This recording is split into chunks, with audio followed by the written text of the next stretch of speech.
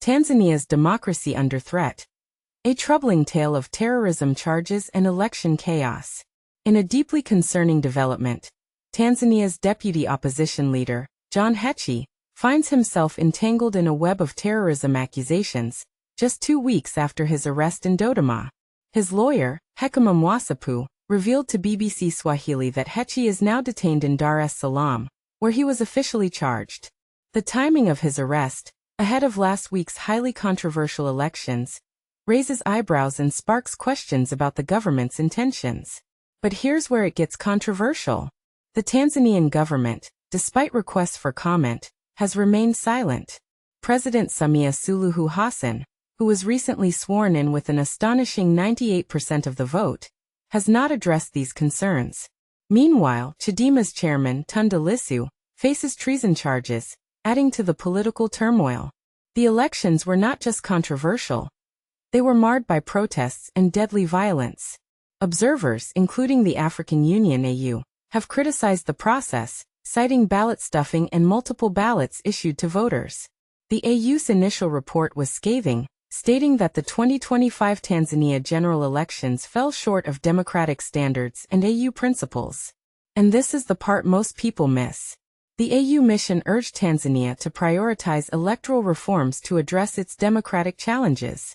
However, the Tanzanian government maintains that the election was fair and transparent, creating a stark contrast between official statements and observer reports.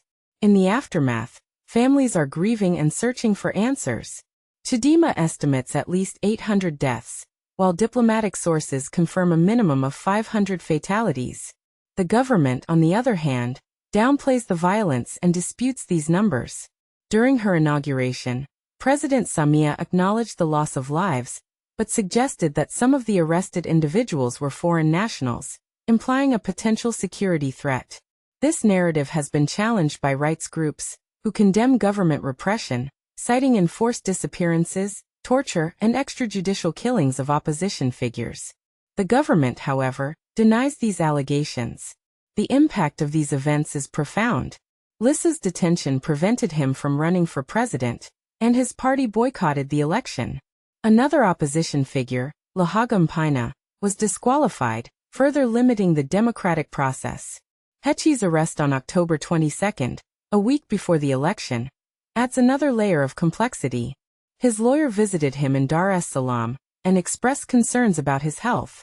They have petitioned for Heche's release on bail, but the outcome remains uncertain.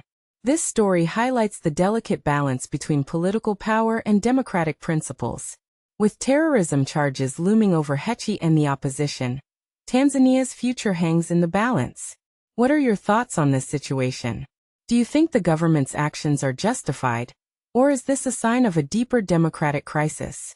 Feel free to share your opinions in the comments. We'd love to hear your perspective on this complex issue.